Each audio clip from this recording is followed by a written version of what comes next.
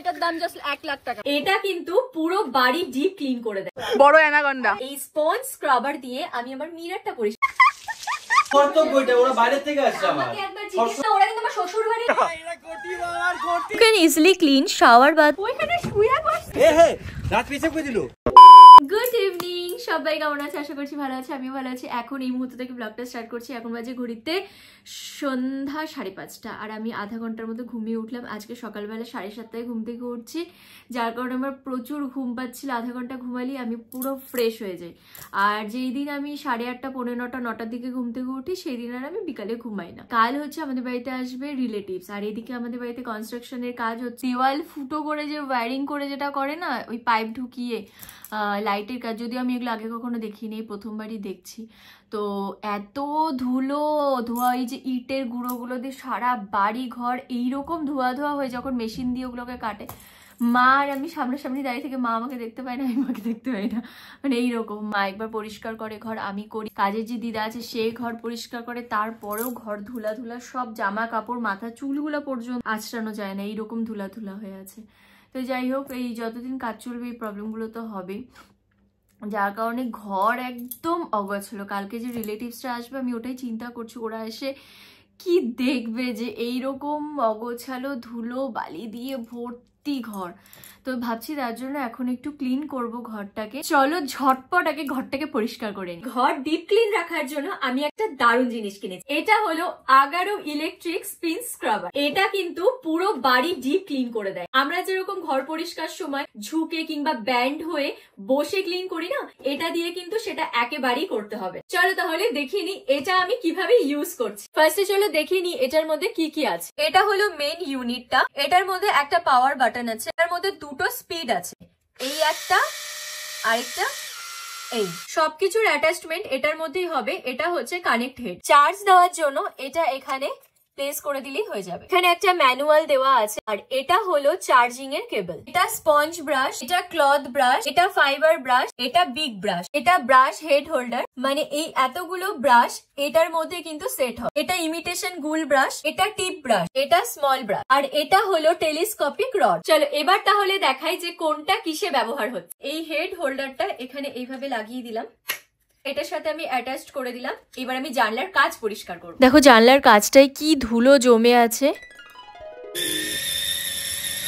সুন্দর করে পরিষ্কার করার পর দেখো ডিফারেন্সটা তোমরা নিজেরাই। এখন আমার জানলার কাঁচটা পুরো আয়নার মতো চকচক করছে। এই ফাইবার ব্রাশ, এই অ্যাটাচমেন্টটা দিয়ে এখন আমি গ্যাস পরিষ্কার করব। কত ইজি না, আর কি সুন্দরভাবে পরিষ্কার হয়ে যাচ্ছে, কত তাড়াতাড়ি। হাত দিয়ে কাজ করার কোনো ঝামেলা ঝঞ্ঝাটি নেই। এবারে জানালার কোণাটা পরিষ্কার করব। তার জন্য আমি নিয়ে নিয়েছি এই টিপ ব্রাশ। আমি লেফট সাইডটা পরিষ্কার করেছি আর রাইট সাইডটা ডিফারেন্স দেখানোর জন্য রেখে দিয়েছি।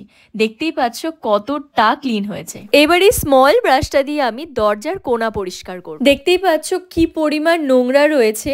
এবার এইটা আমি পরিষ্কার করার পর ডিফারেন্স দেখব।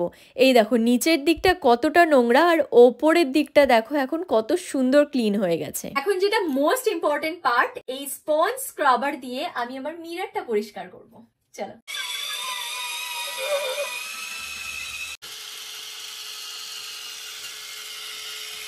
কত ইজি না, কি সুন্দরভাবে দেখো ক্লিন হয়ে গেল। এই যে টেলিস্কোপিক রড, এটার অ্যাটাচমেন্টটা আমি দেখিয়ে দিচ্ছি। এটা দিয়ে কখনো আমাদেরকে ঝুঁকে কোনো কাজ করতে হবে না। দেখতে পেলে কিভাবে আমি এটা সেট করলাম। এবারে এপাশে একটা আনলক আর লক বাটন আছে, তো এইভাবে আমি আনলক করে এইভাবে আমি লক করে দিই। এবারে এই ইউনিটটা আমি এইভাবে এটাকে ঘুরিয়ে সেট করে দেবো, বাস ডান। ইলেকট্রিক স্পিন স্ক্রাবারের ডিজাইনটা দেখো, টাইট প্রোটেকশন। এটা যেমন হিউমিড এনভায়রনমেন্টে ইউজ করা যাবে, আবার ব্রাশ হেডে ওয়াটার দিয়েও এটা দিয়ে ওয়াশ করতে পারো by dipping. You can easily clean shower, bathroom, bathtub, stone tile floors, grout and groove. Cordless design allow করবে to get rid of rope restrictions, further improving cleaning speed and achieving efficient deep cleaning. Do not immerse the entire handle in water. দেখতেই পেলে কিরকম critical জায়গাগুলো আমি কত তাড়াতাড়ি পরিষ্কার করে নিলাম, যেগুলো হাত দিয়ে করা কিন্তু ভীষণ চাপে। তোমরাও যদি আমার মতন ঘর ঝকঝকে তকতকে রাখতে চাও, তাহলে তোমাদের জন্য কিন্তু আমি প্রোডাক্টের লিংক ডেসক্রিপশনে দিয়ে রেখেছি, সেইখান থেকে তোমরা পারচেজ করতে পারবে।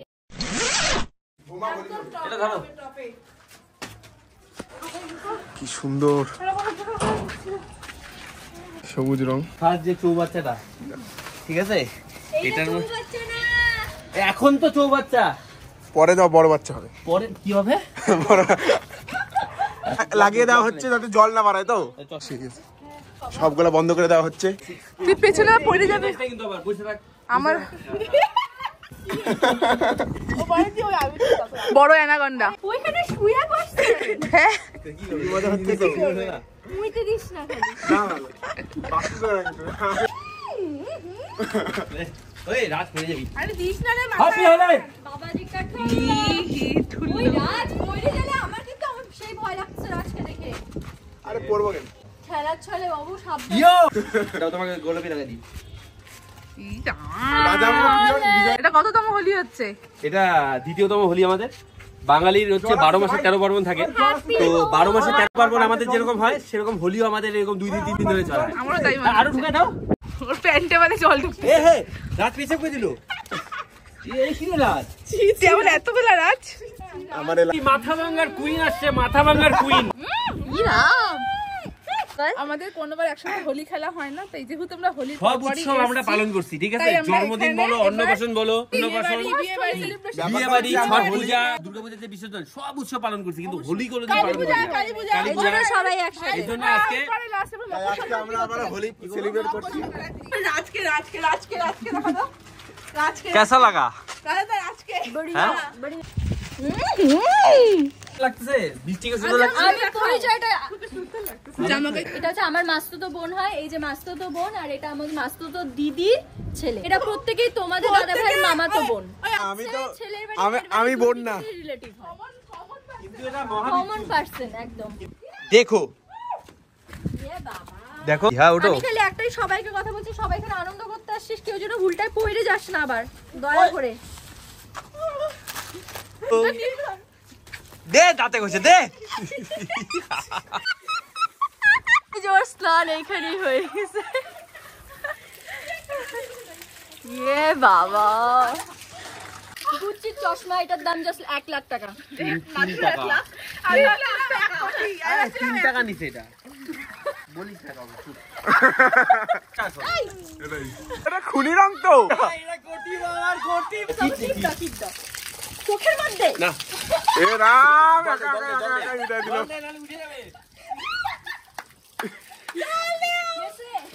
খুনি রং তো এটা। এইটা হচ্ছে সেই ছাদটা যেই জায়গাটাতে এতক্ষণ ধরে এই সমস্ত চুলাচুলি চলল।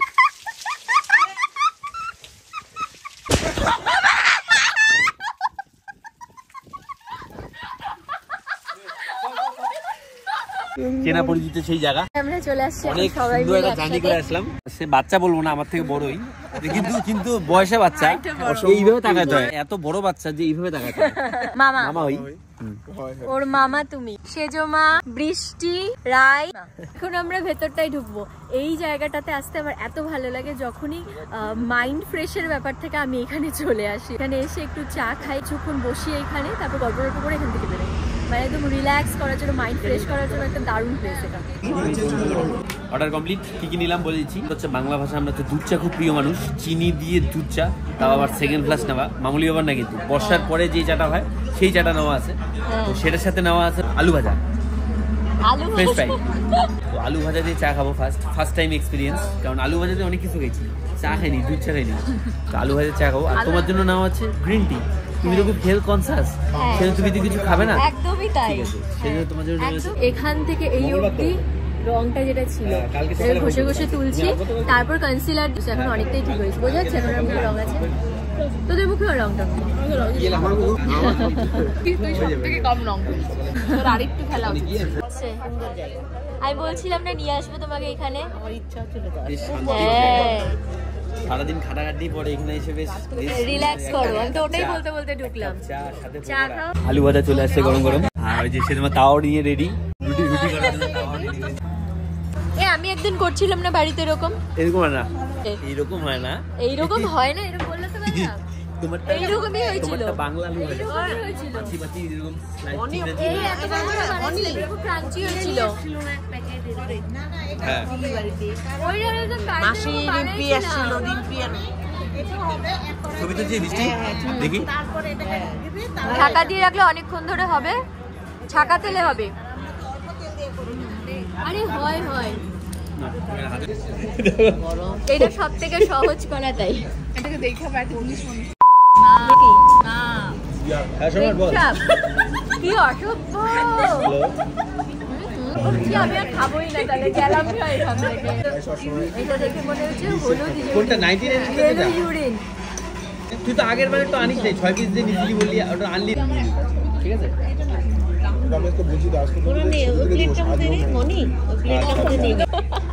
ও বলে টলে লজ্জায় পড়ে গেছে হয়েছে বলতো ইয়েলো ইউরিন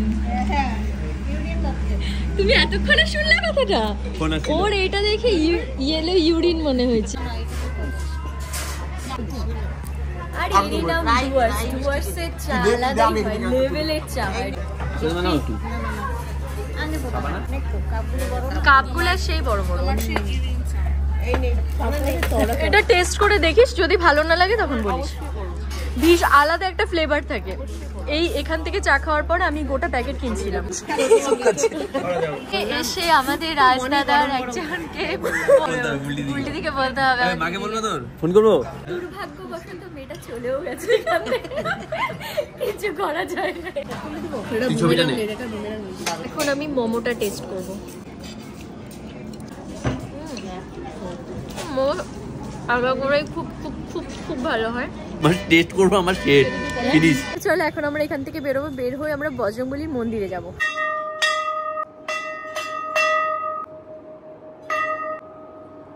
আমরা আসছি বজরংবলীর মন্দিরে হঠাৎ চলে আসি এই মন্দিরে এসে কিছুক্ষণ বসি এত ভালো লাগে এখানে পাঠ হয়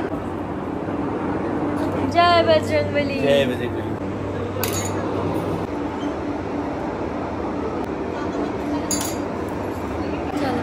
চলো অনেকে মন্দিরে চালিশা থাকে অনেকে আসে আমরা যখন পুজো দিতে আসি এটা পাঠ করি প্রথমে ভাবছিলাম বজরংবলী মন্দির হয়ে তারপর আমরা ওইখানে যাবো আসার মধ্যে ভাবছি বজরংবলী মন্দিরটা খোলা থাকবে কি থাকবে না তো 15 মিনিট যেহেতু আগে এসেছি তাই খোলা পেয়েছি বলে 15 মিনিট আর খোলা ছিল হলো এনজয় হলো জুতোটা পিস করে দাও হ্যাঁ 4 পিস করে দাও ও গরুকে যখন খাওয়াবে ওই এখানে একটা সাদা গোমাতা আছে তাকে আমি এখন খাওয়াবো এই হচ্ছে ব্যাপার আমি যখনই বেরোই কিছু না কিছু আমি খাওয়াই ওই প্যাকেটটার মধ্যে দাও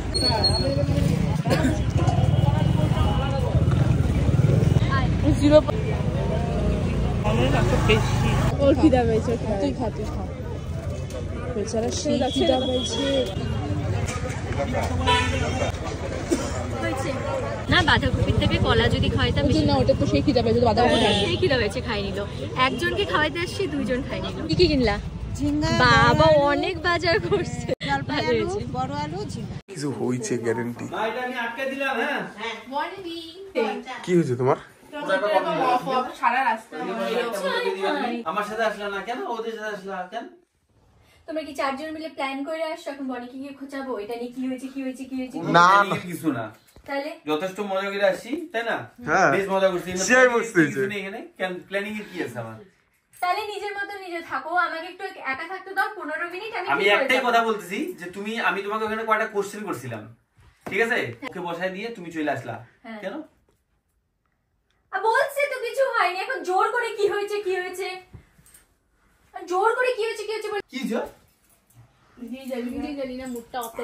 হ্যাঁ জিজ্ঞেস করতে আসছিলাম কি প্রবলেমটা তোমাকে বলো আমি তো সেলিব্রিটি না সেলিব্রিটি ব্যাপারটা আমার কি পিছনে পড়ে থাকতে হবে যে আমার কি হয়েছে ঘুমা কেচা ওখানে তুমি সবাইকে নিয়ে ঘুরতে গেছো ঠিক আছে আমাকেও নিয়ে ঘুরতে গেছো ওখানে তো তুমি সবাইকে জিজ্ঞেস করছো তুই কি খাবি মাকে কর্তব্যটা ওরা বাইরে থেকে আসছে আমাকে একবার জিজ্ঞেস করছো যে আমি কি খাইতে চাই তোমার ইচ্ছাটা আমার উপর চাপাইছো তোমার মোমো খাইতে ইচ্ছা তুমি আমার সাথে ওই জায়গায় হামেশা যাও আমি তো তোমার থেকে কিছু এক্সপেকটেশন রাখি আমিও তো তোমার সাথেই গেছি তাই না হ্যাঁ আমি জানি ছোট লোক বলবা আমাকে হ্যাঁ আমি ছোট লোক বলি নাই ব্যাপারটা কিন্তু খুব চিপ আমি ছোট লোক আমি চিপ আমি খারাপ আমার মেন্টালিটি খারাপ না এই সেটা তো ওরা আছে কিন্তু পুচকা আছে দেখো এগুলা ভুলভাল কথা বললাম বললা আমাকে জাস্ট 15টা মিনিট টাইম দাও আমার মুড অফ থাকলে আমি ঠিক আরে ঠিক আছে একা নিজের মতো আরে বুঝছি তো তোরা এখানে একটা ঠিক আছে ওরা তো 2-3 দিনের জন্য আসে শোনো কথা বলি ওরা 2-3 দিনের জন্য আমরা 7 দিন পরে গিয়ে আবার তোমার ভাই বোন না শুধু ওরা কিন্তু আমারও ভাই বোন তো তুমি কি খাইতা আর ও কিন্তু ওরা কিন্তু আমার শ্বশুর বাড়ির লোক না, তুমি ভাইবে নিচ্ছ তুমি ওটা মোমো তোমার লোক। ভালোবাসো, মোমো নিছি। আমারও কিন্তু বাপের বাড়ির যেই লোক চাটা ওরা। ভালোবাসে সেই চাটা দিছি, তো কি হ্যাঁ। নিয়ে গেছে আবার? হ্যাঁ আমি কি খাইতাম সেটা একবার জিজ্ঞেস করছো, এখন তো তোমাকে আমি বলবো না আমি কি খাইতাম। যাও। একটুকু কথোপকথন অত করার অত অত ইচ্ছা নাই। রাগারাগি করে কিছু নেই, আমার সাথে বাইকে করে চলো, বাইরে থেকে কিছু খাই। অত অত ছোট দূর তো লোক- যাওয়া যাবে না এখন, ছোট চলো লোক এখানে। তুমি আমাকে পাও নাই যে বাড়িতে ওরা আসছে আমি তা তোমার তুমি সাথে ঝামেলা খাইতে করতে যাবো। পারো না ওর সাথে, ওদের সাথে। আমি ঝামেলা করি না। হাসো, আমি হাসতেছি তখন হ্যাঁ, দেখি হাসো। হাসছি তো, আমি তো বললাম আমাকে 10 মিনিট টাইম, তো ঝামেলা করো না, সব ঠিক হবে। এইটাও কি ব্লক করতেছে আবার? জানি না আমি কি গান আরে ছাড়ো ছাড়ো। স্টোরেজ বেশি থাকবে দেখো। ছ্যাবলামি মারতেছে, এগুলা দিও না, আমি বলে দিচ্ছি। আমি আমি পাটা ধুয়ে নি, ভাত লাগতেছে, সবাই আয় খাবি। এখন না খাই আসলাম, আমার কি ভাত